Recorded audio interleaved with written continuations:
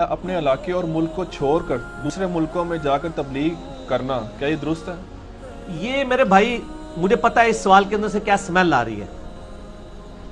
جو بیچارے اپنی جیب سے مال خرچ کے اتنی تکلیف اٹھا کے اپنے ملک کے اندر بھی تبلیغ کرنے کے لیے جا رہے ہیں, تبلیغی جماعت والے ادھر جاتے ہیں تو مولوی کی تیکھیاں سنتے ہیں, وہ عوام کی تیکھیاں سنتے ہیں. یار وہ دین کے لیے قربانی کر رہے ہیں. آپ کا مولوی تو تنہا لے کے جمعہ پڑھا رہا ہے نا, اور تبلیغی جماعت والا بیچارہ اپنی جیب سے خرچ کے دوسرے شہر میں آ کے آپ کو تبلیغ کرنے کے لیے آیا ہے. آپ کو تو بے تنخواہ ملازم ملے ہوئے ہیں, اللہ کا شکر ادا کریں. آپ کے اپنے امام مسجد نے کبھی باہر جا کے محلے میں دعوت نہیں کی ہے کہ یار مسجد میں آؤ. وہ بیچارہ اتنی دور سے چل کے کراچی کا مسلمان رائے ونڈ سے تشکیل کرا کے پشاور والے کو کہہ رہا ہے نماز پڑھو, اور آپ سے پیسے بھی نہیں مانگ رہا. مولویوں کو تو چاہیے آدھی تنخواہ ان کو دیں کہ آپ ہمارے حصے کا کام کر رہے ہو. مولوی کا کام صرف نماز پڑھانا ہے کیا؟ جو نمازی مسجد میں نہیں ہے اس کو دعوت دینا نہیں ہے, محلے کے لوگوں کو بتانا نہیں ہے, اور پھر کہتے ہیں دوسرے ملکوں میں جا کے تبلیغ کرتے ہیں. تبلیغ تو کرنی ہے. جس کی کمپیٹنسی ہے کہ وہ غیر مسلموں کو تبلیغ کر سکتا ہے وہ ان کو کرے, جن کی کمپیٹنسی ہے کہ مسلمانوں کو کر سکتا ہے وہ ان کو کرے. یہ کہنا کہ جب تک پاکستان میں ساری تبلیغ نہیں ہو سکتی باہر نہیں جانا چاہیے, غلط ہے. یہ تو اسی طریقے سے ہے کہ نبی صلی اللہ علیہ وسلم کو کوئی کہتا کہ جب تک آپ کے اپنے سارے رشتہ دار کلمہ نہیں پڑھتے ہم نے کلمہ نہیں پڑھنا. تو سر حضور صلی اللہ علیہ وآلہ وسلم کا جو اپنا چچا ہے اس نے تو ابو لہب نے تو کلمہ نہیں پڑھا, تو پھر تو حضرت ابو بکر کو بھی نہیں پڑھنا چاہیے تھا کیا؟ نہیں, ضروری نہیں ہوتی.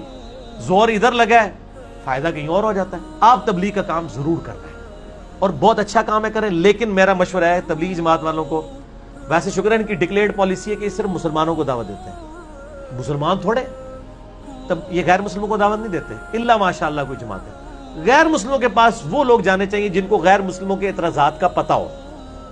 قادیانیوں کو بھی اسلام کی دعوت وہ دے جن کو قادیانیوں کے اعتراضات کا پتہ ہو. ادروائز آپ کیسے دعوت دے سکتے ہیں؟ قبول ہی نہیں کریں گے. ان کے اپنے وسوسے ہیں وہ سیٹل کرنے ہوں گے. ٹھیک ہوگا. اچھا, آپ جب بھی بات کرتے ہیں تبلیغی جماعت کے حوالے سے یا اس میں دعوت کے حوالے سے, تو اس میں تو پھر بریلوی حضرات بھی ایسے ہیں جو کہ وہ نکلتے ہیں جماعت. دعوت اسلامی والے بھی ہیں, اور لیکن ان میں اب تنخواہ کا سلسلہ بھی شروع ہو چکا ہے. وہ جو لائف ٹائم کے لیے وقف ہوئے ہیں نا وہ پیڈ لوگ ہیں زیادہ تر. لیکن ایفرٹ تو کر رہے ہیں نا, ایفرٹ کر رہے ہیں, ہم اس ایفرٹ میں ان کے ساتھ ہیں. لیکن ان کا معاملہ یہ ہے کہ ان کی کافی ساری چیزیں کتاب و سنت کے منافی ہیں عقیدہ توحید کے حوالے سے. تو اس لیے میں تبلیغی جماعت کی اس لیے مثال دیتا ہوں کہ تبلیغی جماعت اس وقت دنیا کی سب سے بڑی جماعت ہے مسلمانوں کی. یہ نہیں ہے کہ ایک آپ پراپوگنڈا شروع کر دیں اور کسی کو بڑا کریں, نہیں. میرا یہ دعویٰ ہے کہ عام دنوں میں رائے ونڈ میں اتنے نمازی نماز پڑھتے ہیں کہ خانہ کعبہ میں اتنے نمازی نہیں ہوتے ہیں. عام دنوں میں, خاص دنوں میں نہیں. 1,00,000 کے قریب بندہ نماز پڑھ رہا ہوتا ہے رائے ونڈ میں. اجتماع کے دنوں میں تو زیادہ ہوتا ہے. اتنی بڑی کسی مسجد کی گیدرنگ نہیں ہوتی ہے 1,00,000 کے قریب. یہ تو آپ حج عمرے کی وجہ سے ذرا گیدرنگ بڑھ گئی ہے نا. آپ حج عمرے ذرا روکیں نا, میں دیکھتا ہوں بیت اللہ شریف میں 50,000 بندہ بھی نماز پڑھ جائے. کدھر لوگ اتنی دور سے ڈرائیو کر کے آئیں گے جس طرح ہمارے محلے کے مسجدوں میں لوگ ہوتے ہیں. ایون وہاں تو مکہ شریف کے بیت اللہ کے پاس جو لوگ ہوتے ہیں نا ہوٹلوں میں, وہ بھی باب العمرہ کے پاس ایک چھوٹی سی مسجد ہے تو نماز پڑھ رہے ہوتے ہیں. اتنی دور کون چل کے جائے, اتنی بڑی مسجد ہے سینٹر تک پہنچتے ہوئے. تو سر وہ ان کی چلت پھرت میں 1,00,000 بندہ ہر وقت ہوتا ہے. اتنا بڑا کام اور کسی جماعت کا نہیں ہے, اور بے لوس.